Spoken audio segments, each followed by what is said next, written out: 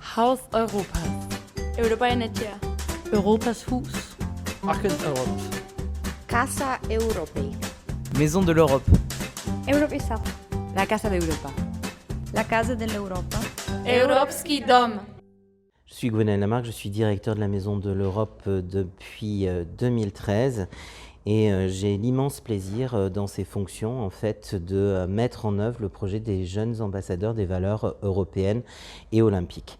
Ce projet en fait a une genèse assez longue puisqu'il apparaît pour la première fois en 2015 dans le cadre de l'Euro de football où les services de l'État viennent demander à la Maison de l'Europe d'accompagner cet événement sportif de manière positive en parlant de culture, d'interculturalité, d'altruisme, de respect. Et c'est ainsi que naît ce projet en 2015-2016. Et puis le projet continue puisque c'est un véritable succès et les services de l'État en 2018 reviennent vers la Maison de l'Europe pour lui proposer d'accompagner les Jeux Olympiques de 2024 de manière tout aussi positive avec un grand projet pluriannuel, celui des ambassadeurs des valeurs européennes et olympiques. La Maison de l'Europe est investie dans ce projet parce que d'un point de vue de notre association, il s'agit d'un moyen extraordinaire de multiplier notre impact sur le territoire. Et d'un point de vue d'une ex-volontaire, pour moi, il s'agit d'une opportunité à vie pour chaque jeune d'effectuer une mobilité ou d'une forme d'engagement parce que l'engagement et la mobilité forment la jeunesse. Et je souhaite que chaque jeune ait cette opportunité-là, justement. Ce projet, en fait, est à l'image de l'Europe. Il est diversifié, il est égalitaire, si j'ose dire, même si les filles sont souvent beaucoup plus représentées que les garçons. C'est surtout, en fait, un panel de nationalités et de cultures très différentes, à la fois de pays qui sont dans l'Union européenne ou de pays qui sont hors de l'Union européenne, comme la Géorgie, mais aussi la Serbie. Et on essaye surtout de faire travailler dans les mêmes trinômes des gens qui viennent des quatre coins de l'Europe, un de l'Europe du Sud et l'autre de l'Europe du Nord, etc. etc. C'est un vrai projet sur l'interculturalité.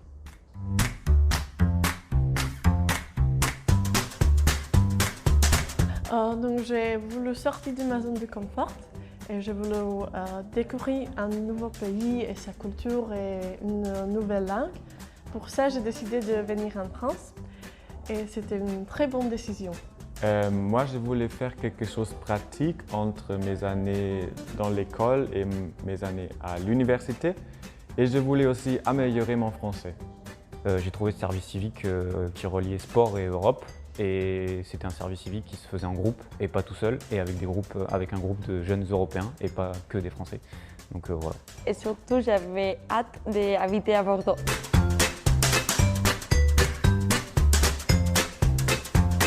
J'ai appris à vivre indépendant, être plus indépendant et vivre toute seule et gérer ma vie sans mes parents, et loin de ma ville et de mon pays.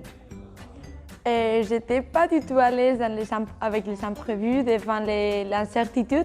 Et je me sens très à l'aise, je peux improviser et ça ne me dérange pas du tout. J'ai appris à découvrir divers publics que je ne connaissais pas, que ce soit des personnes âgées ou des personnes en situation de handicap, physique ou mental. J'ai appris à m'ouvrir aussi à diverses opinions, diverses façons de penser, manières de travailler. J'ai appris à mieux improviser, aussi à mieux me structurer. Ce projet m'a vraiment emporté plein de trucs.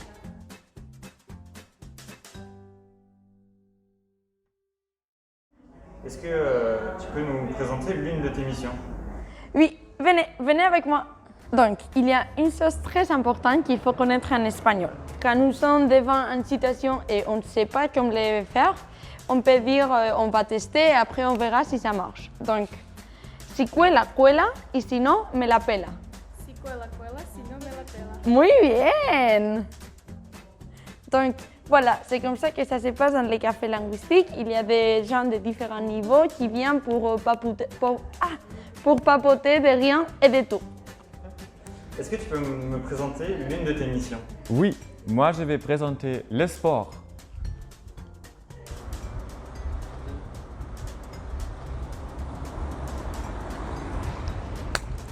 L'Ameba a aussi un partenariat avec les kiosques et avec eux on fait des interventions sportives avec des groupes différents comme des enfants, des personnes en situation de handicap ou des personnes âgées.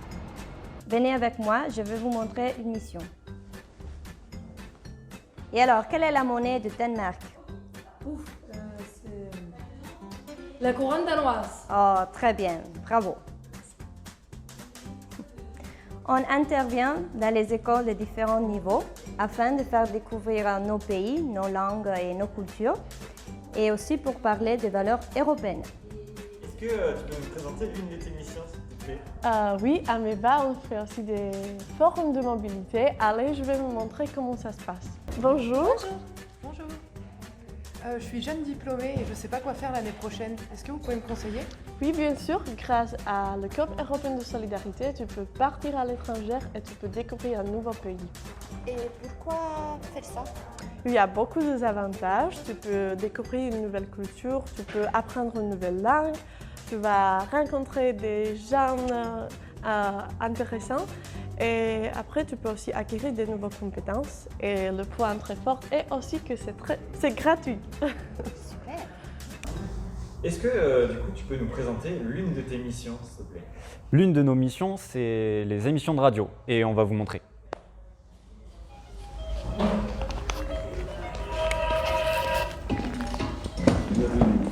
Bienvenido, Kamerjoba.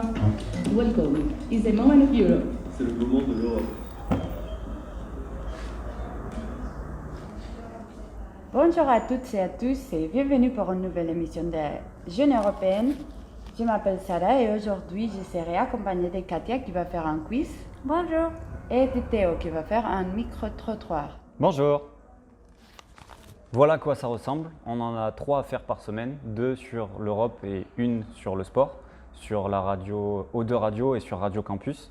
Ça nous permet de travailler en groupe, d'améliorer pour certains notre français et on parle de sujets différents, donc on apprend des choses autour de l'Europe chaque semaine. Si une personne hésite à rejoindre ce projet, qu'est-ce que tu lui dirais? Je lui dirais que c'est un projet magnifique, qu'il va rencontrer beaucoup de personnes, beaucoup de nouvelles personnes, qu'il va faire des amis et oui, qu'il ne faut pas hésiter. Bordeaux, c'est le lieu pour être. Ce projet est génial. Ne vous inquiétez pas, ça va aller et vous avez le soutien des autres volontaires qui sont dans la même situation que vous. Il n'y a pas besoin d'hésiter, je pense. C'était une super année.